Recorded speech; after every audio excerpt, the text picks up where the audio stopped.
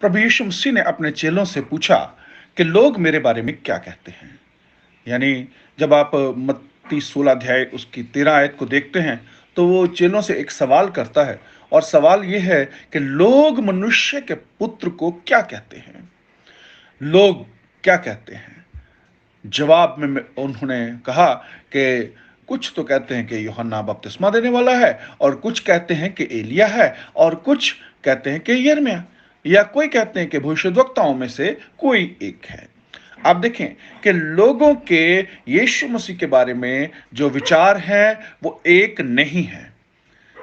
लोगों के विचार जो हैं वो ये है कि कोई सोचता है कि यूहन्ना बपतिस्मा देने वाला, हालांकि यूहन्ना बपतिस्मा देने वाले को हेरोदेस ने जो है नहीं, उस समय मरवाया नहीं था, लेकिन हाँ, मरवा दिया था। यीशु मसीह की सेवकाई से पहले, शुरू होने से पहले जो है वो यूहन्ना बपतिस्मा देने वाले का सिर कट चुका था। तो लोगों को ये था, हेरोदेस को भी डर था कि कहीं ये वही ना हो, क्योंकि वो बहुत उसको मानता था। तो यूहन्ना बपतिस्मा देने वाला मानते हैं, कोई कहता है एलिया है, एलिया भी नबियों में से है, कोई कहता है कि नबियों में से कोई हो सकता है क्योंकि यिर्मयाह बड़े नबी हैं ये। तो ऐसे नबियों के बीच में से कोई हो सकता है। तो लोगों के यीशु मसीह के बारे में जो ख्याल हैं, जो विचार हैं, वो एक जैसे नहीं हैं। क्यों? क्योंकि वो अपने अपने मन से सोचते हैं जो उनको लगता है सही। लेकिन शमौन पतरस ने जवाब दिया कि तू जीवते परमेश्वर का पुत्र मसीह है। तू जीवते परमेश्वर का पुत्र मसीह है। और ध्यान दें कि जैसे ही प्रभु यीशु मसीह ने इस बात को सुना, वो कहता है कि हे शमौन, योना के पुत्र, बार योना भी कहा गया कई जगह, तू धन्य है, क्योंकि मांस और लहू ने नहीं बल्कि मेरे पिता ने जो स्वर्ग में है ये बात तुझ पर प्रकट की है। हे शमौन बारियोना, तू धन्य है। यू आर ब्लेसड, क्योंकि जो बातें सच्चाई की हैं वो पिता की ओर से आती हैं। क्योंकि ये बात मांस और लहू ने नहीं, मांस और लहू से क्या होता है कि कोई यूहन्ना बपतिस्मा देने वाला कहता है, कोई एलिया कहता है, कोई यिर्मयाह कहता है, कोई ऐसा नबियों में से कोई कहता है। लेकिन यीशु मसीह ने जब पतरस को सुना तो उसने कहा कि हे शमौन बरयोना, तू धन्य है, क्योंकि तेरे ऊपर परमेश्वर ने यह जाहिर किया है कि तू जीवते परमेश्वर का पुत्र मसीह है। और जब परमेश्वर पिता ने तुझ पर प्रकट किया है तो मैं भी तुझसे ये कहता हूं कि तू पतरस है और मैं इस पत्थर पर अपनी कलीसिया बनाऊंगा, और अधोलोक के फाटक उसके ऊपर प्रबल नहीं होंगे। मैं तुझे स्वर्ग के राज्य की कुंजियां दूंगा, और जो कुछ तू पृथ्वी के ऊपर बांधेगा वो स्वर्ग में भी बंधेगा, और जो कुछ तू पृथ्वी पर खोलेगा वो स्वर्ग में भी खुलेगा। आप देखें कि कल मैंने बात की थी कलीसिया की।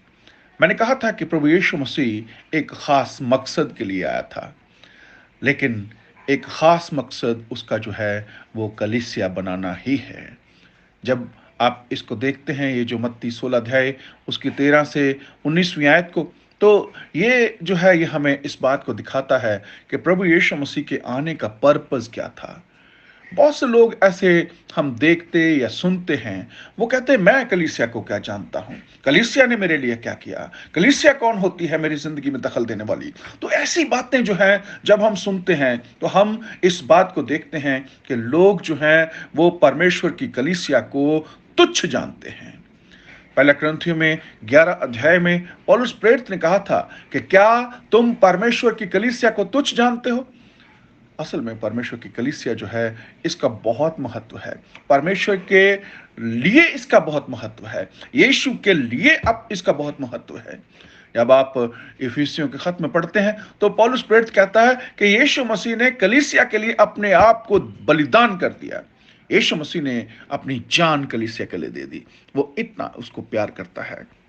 लेकिन यहां पर मैं शुरुआत की बात कर रहा हूं कि जब यीशु मसीह को पतरस ने कहा कि तू जीवते परमेश्वर का पुत्र है, तो पुत्र मसीह है। सिर्फ यही नहीं कि जीवते पुत्र परमेश्वर का पुत्र है, बल्कि मसीह है। मसीह उसका नाम नहीं है, बल्कि मसीह इसलिए उसको कहा गया है क्योंकि वो मसा किया गया है, वो चुना हुआ है, अभिषिक्त है। तो ये परमेश्वर की ओर से है, तो ये परमेश्वर की ओर से हुआ है। तो यीशु मसीह ने कहा कि शमौन तू धन्य है, इसलिए मैं तुझसे कहता हूं कि तू पतरस है और मैं इस पत्थर के ऊपर अपनी कलीसिया बनाऊंगा और अधोलोक के फाटक उसके ऊपर प्रबल नहीं होंगे।